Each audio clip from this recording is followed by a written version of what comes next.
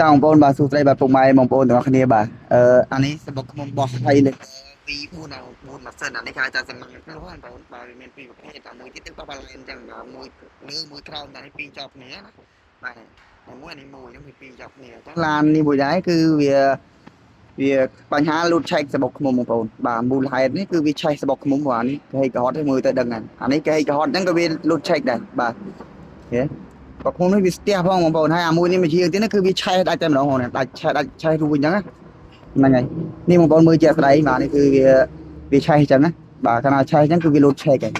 ហើយអានេះឆេះមកគឺរួញណាបងប្អូនរួញមកចិត្តស្លឹមហ្មងហើយស្ទះមិនសិនរត់អត់រួញទេនេះរួញសាច់វាបោងធម្មតាសាច់បោងដល់ពេលវាឆេះមកវារួញកដាលទេអូខេរួញចូលគ្នាអញ្ចឹង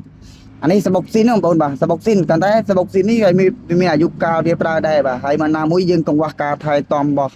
ម្ចាស់ឡានបាទកង្វះការថែទាំនេះយើងអត់ដែរលាងអត់ដែរសម្អាតអញ្ចឹងទៅវាធ្វើឲ្យឆាប់ឆេះឆាប់ខូចបែបនេះបងប្អូនអញ្ចឹង100%គឺខូចហើយបាទប្រើអត់កើតទេសបុកខ្ញុំគឺប្រើអត់កើតទេគឺវាឆេះរួញស្ទះតែម្ដងបាទអញ្ចឹងបានថារាល់ឡានរាល់ដល់គីឡូយើងត្រូវតែលាងសម្អាតវាម្ដងបងប្អូនបាទដើម្បីកុំឲ្យមានការខាតបង់ច្រើនចំណាយច្រើនដល់យើងអាសាលាងអញ្ចឹងដែររាល់50000គីឡូអីយើងលាងសបុកខ្ញុំចេញម្ដងដែរនឹងអត់បញ្ហាទេអានេះវាឆេះយូរបងប្អូនស្ទះកម៉យូរទៅវាជាប់នឹងអាសាច់សបុកខ្ញុំក្រាំងស្អិតហ្នឹងទូយគេប្រឡោះសបុកខ្ញុំទូយបងប្អូនមកចូលលេងបងប្អូនពេលយូរទៅវាស្ទះវារត់អត់រួចបាទមិនសិនកាន់តែក្តៅនេះកាន់តែស្ទះមានតែណាទៀតវាមិនឆេះសបុកខ្ញុំបាទតែណាឆេះសបុកខ្ញុំវាមិនអស់ថ្លៃហ្នឹងហើយនេះគាត់ថាវីដេអូណែនាំបងប្អូនដើម្បី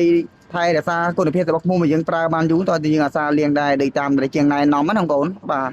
ហ្នឹងហើយបើសិនជាបងប្អូនមានបញ្ហាសបុកខ្ញុំលូតឆែកលូតអីអាចមកទីនេះបានណាហ្នឹងហើយមានសេវាកម្មលាងបាទមានសេវាកម្មជួសជុលធ្វើស្អាតឡើងវិញបាទមកស្អាតហ្នឹងហើយតម្លៃ150បាទអរគុណច្រើនបាយបាយ